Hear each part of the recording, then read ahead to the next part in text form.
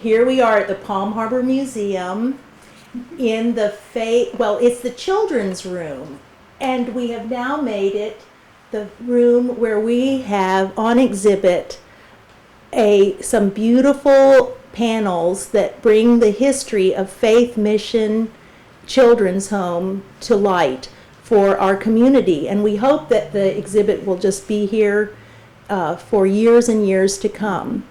It was our great good fortune to have this meetup today, and we are very grateful to Betty Bredemeyer Huffman, who is here, coming from out of state.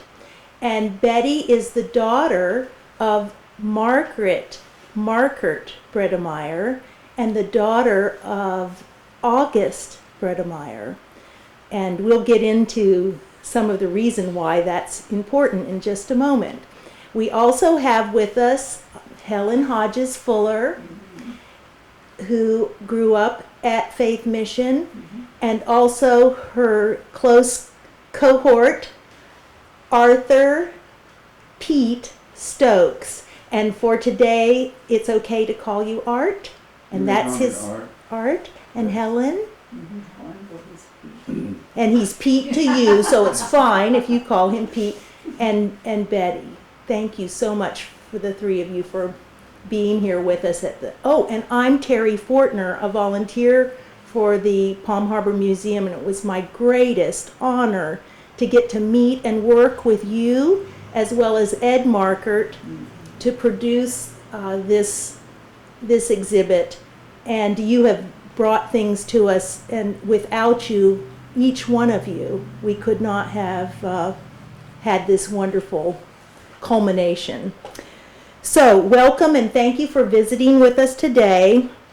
There are many miracle stories associated with the Faith Mission Children's Home.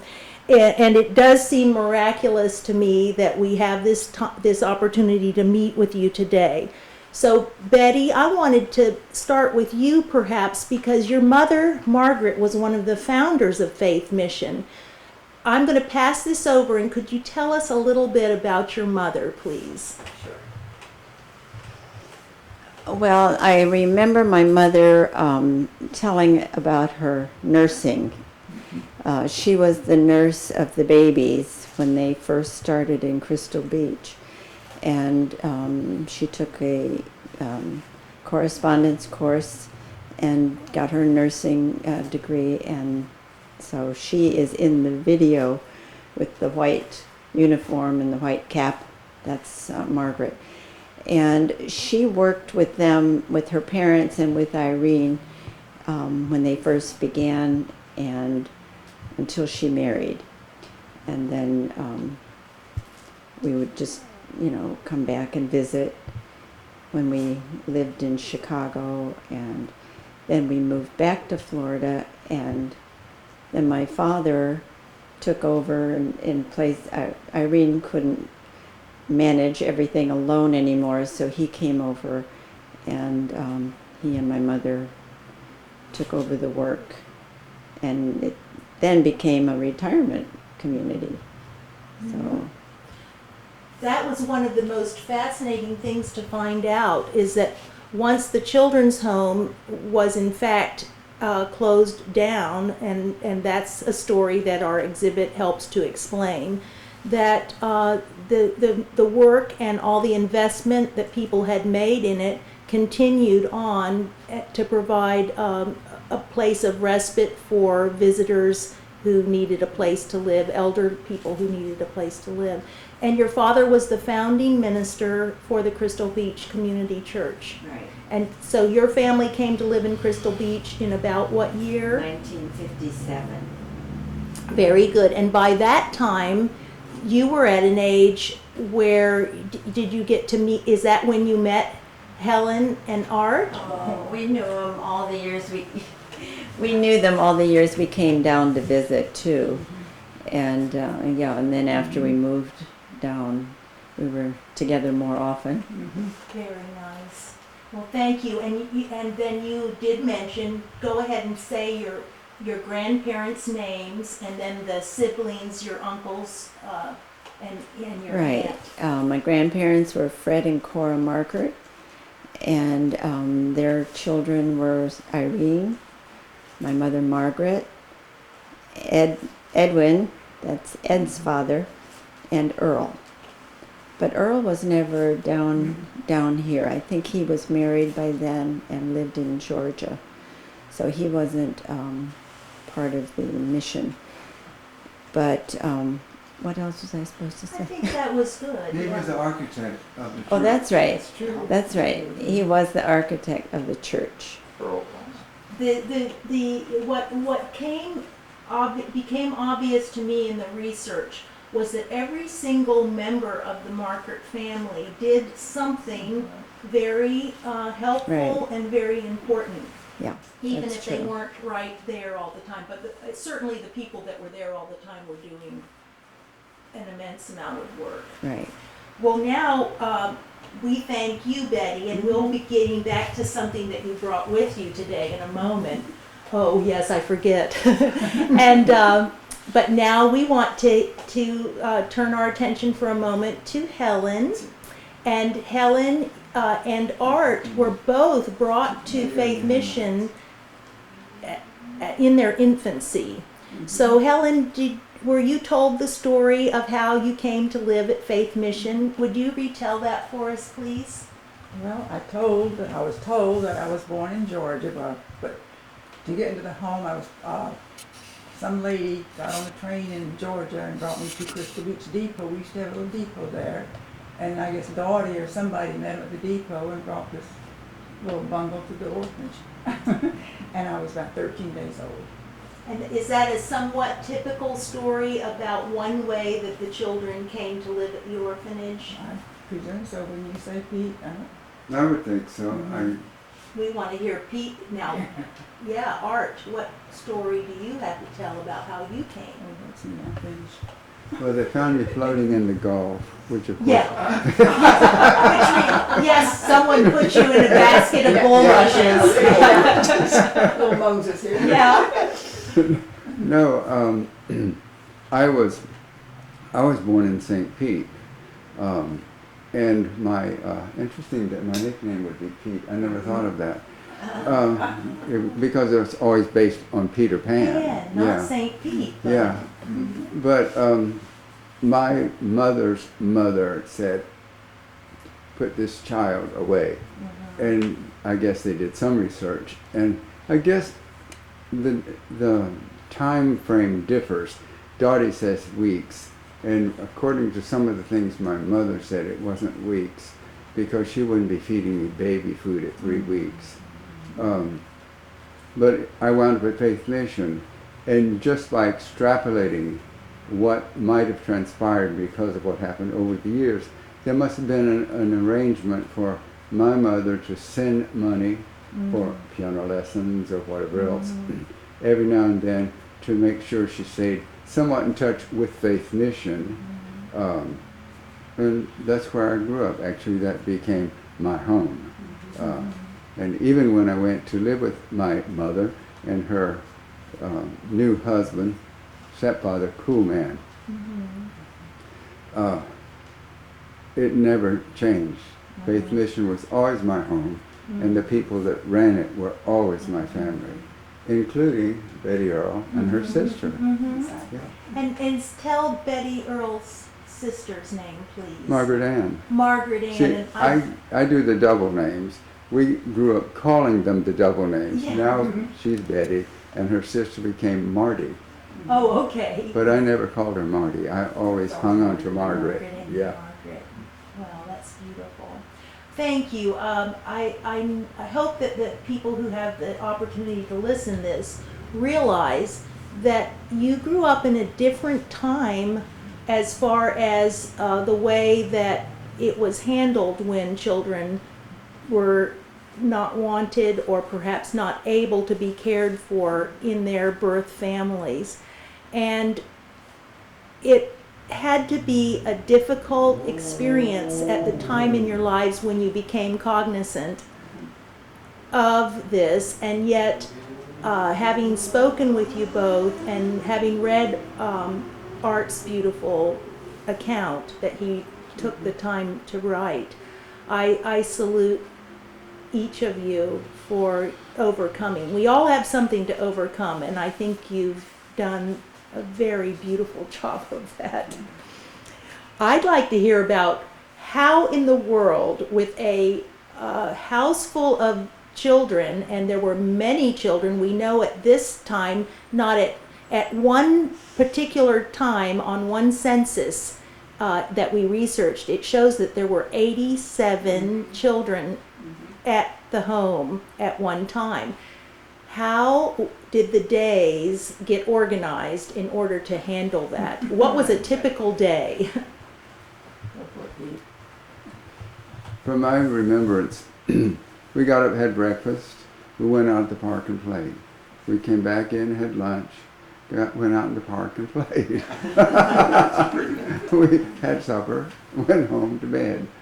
This was the beauty of the setting that they found in Crystal Beach on the waterfront with Live Oak Park right next to this previous Blue Heron Inn with what, 30 bedrooms or 30 rooms? 16 bedrooms, 32 rooms. He knows for sure.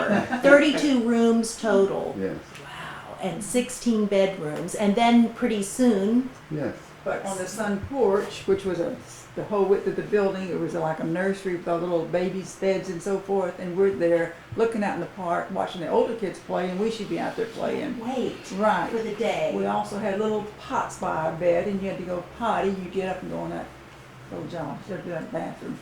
Yeah, I know that was necessary. It was.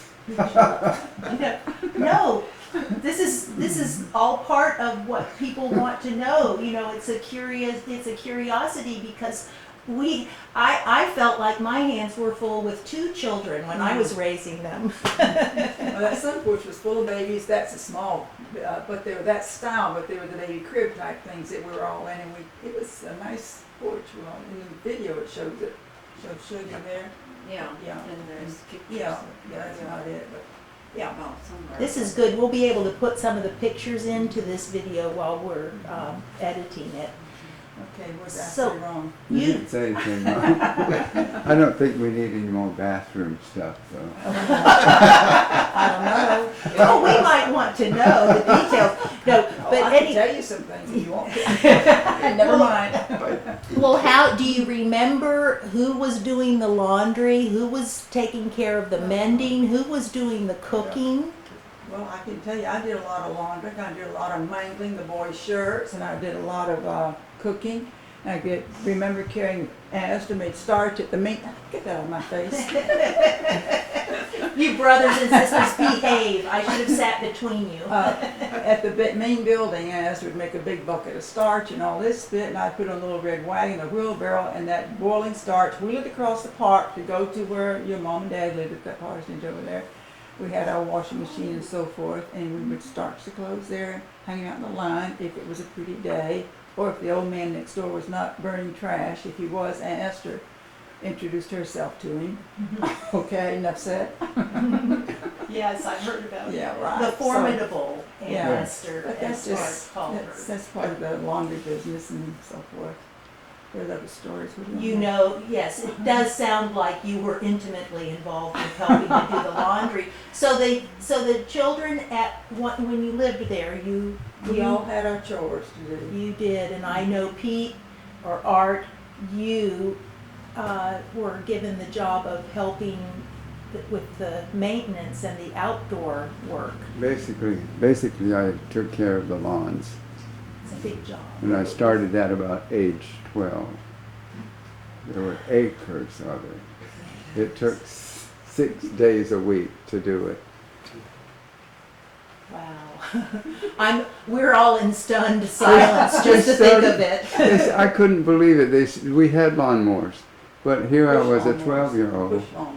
Well, there was a push lawnmower, but we actually had an electric and a gasoline. Ooh, But they that's wouldn't trust me the way they wouldn't trust me with the fishing poles, not poles, rod and reel. So I fished with a pole, and I thought, I don't understand this. Why do I have to? Anyway, they started me off with what we call a joy boy. It's one of those swing blades. I think that's what they were called. And I couldn't even get the church done in a week. Can I feel your muscles? Yeah. Oh, he's got muscles. Yeah, that's where they came from. But eventually they let me, seeing that I wasn't going to get it done, they put me first on the electric, which cut better than the gasoline, and then the gasoline. But it was an endless job. And there was more than one building too. Oh, yes. You know, it wasn't all just the hotel. Oh, It no. was- I did the church, I did Papa's cottage, Daughter's cottage, the inn, and the camp. That's Papa's cottage, Daughter's cottage, the inn, and the camp. and the camp, which was a large It was. facility. But there wouldn't have been too many sand spurs left in the cut because as a form of being disciplined, we had to pull sand spurs, and I pulled a lot. Does that say something about this little twinkle I see in your eye? Were you slightly mischievous at times? I was bad. Oh, never. She was just naughty. Oh. Remember, well, let's talk about a minute about the part that music played at Faith Mission. So maybe Betty, you would tell us about your mother and her sister and your grandfather and your grandmother's talent with instruments. and Yeah, music. they all played an instrument, and my grandmother played the mandolin and the violin. My mother played the violin, and Irene played the piano and cello, and Ed played the violin. I don't know if anybody played a brass instrument. But anyhow, my grandfather knew all these instruments, and they taught the children until they had an orchestra, and so that they had a lot of instruments. Well, they became renowned in our county for their children's orchestra. And it's my understanding they would have Sunday afternoon concerts. And little programs where And- we did recitations as well as the music. I'm a purple pansy, nodding to and fro, smiling to the boys and girls as off to school they go. Very much done. Yeah. That's what you Which would be very, very adorable when this little child gets up and recites She's all this. dressed up like a little purple pansy. That's okay. And Art, when did you what's your first memory of discovering music? Because I do understand, I've heard Helen play, and she can play beautifully, but I understand this became your career in life. This is your Basically. passion. You heard him play when you were at the house. I was standing in line for lunch. We stood from the living room into the double doors that led into the dining room. And we stood in line according to our age groups. And I was in the in-boys group. That meant the youth center. The Inn, The the Inn. INN, Yeah. yes. And Dottie came through and she said, "Does anyone want to learn to play the piano?" Well, I bounced up and down and said, me. Because I was feeling that those of us who are my age were missing out, because all the older kids got to play instruments, got to put on pageants, got to do all this other stuff, and by the time I came along, it was like passé, meaning that I think somebody got tired of doing it. It was a lot of work for the adults So- as well, I'm sure. So Dottie signed about 3 or 4 of us up for lessons. Dottie was my first teacher. We're talking about Irene. Our nickname was Dottie for her because Jane Ann called her that. She couldn't say daughter, which is what we called her until Jane Ann came along. And she was the last child. So the rest of us picked it up and always called her Dottie from that point on. She was my first piano teacher. Then she took to bed with heart condition. I don't know what it was, but it lasted a while, so they found other teachers for her. So I studied from age 9. There was a skip because I had a teacher who swore in my lesson. He said, "Damn." And I ratted on him, and he was a good teacher. And so I didn't have any lessons for a while. Then I studied with Mrs. Goss in Dunedin. Dunedin people will remember her. She was a violinist and a pianist, and she took on lots of students in the area. And then when I went to school, I just continued studied music. I told them I wanted to do music and art. They said, you can't do two arts. You have to do a music and a solid, or an art and solid. And I said, well, I'm colorblind, so I'll do music. I'm sure they didn't think I was going to make it, but I did. We went to the School of Music in Clearwater too, remember? We did what? The School of Music in Clearwater. Yeah, that's where he said damn. Ooh. It's got your mouthwash And, on. and they made me stop, and I thought, oh, I blew that Well, one. that's a lesson we all have to learn. Sometimes Yes. it's just we keep certain Yeah. information to ourselves, but we don't always know that the first time. Well, we congratulate you because we have heard your beautiful recordings, and Thank you. we know that you make it sound like, oh, it was just, I just did it, but it takes a lot of work. And he played on the video, right? Yeah. Oh, Have a beautiful soundtrack on the Faith Missions video and arts. Oh, and art, was it primarily hymns and like traditional classical music, or were you sometimes playing popular music of the day? I never was exposed to popular music, so consequently I didn't think about it, and we didn't listen to the radio much, so we weren't listening, and there wasn't any TV to throw popular music at us, so I studied classical music. I didn't study hymnology, I studied classical music, and anything else that came from a background in classical music. Right. Okay. Well, that makes sense, and it goes with the flavor of the children's home. They were, I mean, a program that they would give on a typical Sunday afternoon would be classical music and hymns. Probably. Probably. Helen, do you have any particular memory of any special holiday celebrations? Well, there was always Christmas, which was wonderful, and we had chairs lined up in the dining hall. The tables were pulled back, and they had all the great big circle. You remember that, Pete? Of course I do. Circle of chairs, and you'd get. They would. Well, Eddie was not fun, but because he was the Uncle Edwin's son, and of course he was not one of the orphans. And they were putting all the gifts on the chairs and all this bit. We tried to get him to tell us what was going on. He wouldn't. But anyway, back to the story. On Christmas morning, or I guess it's Christmas morning, we were in line and went down to the dining hall and were able to select our chair, which had your name on it. You could almost see the chairs.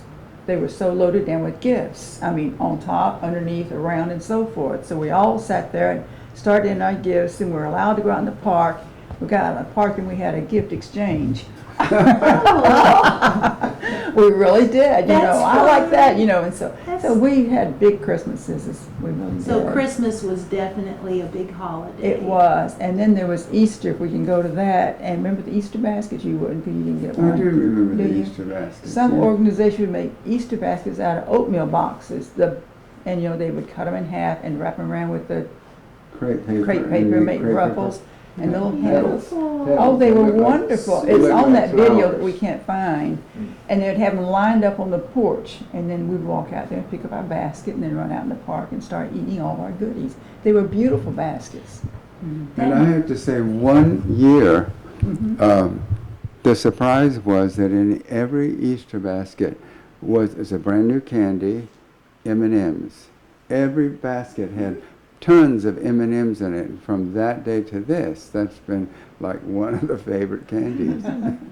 And you remember when it all started. Oh. Those baskets were beautiful.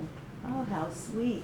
Well, I am wondering, with so many children and adults, because there were many adults living there, was there ever a birthday celebration, or would have that just been too much to, oh, he has a memory, I can tell.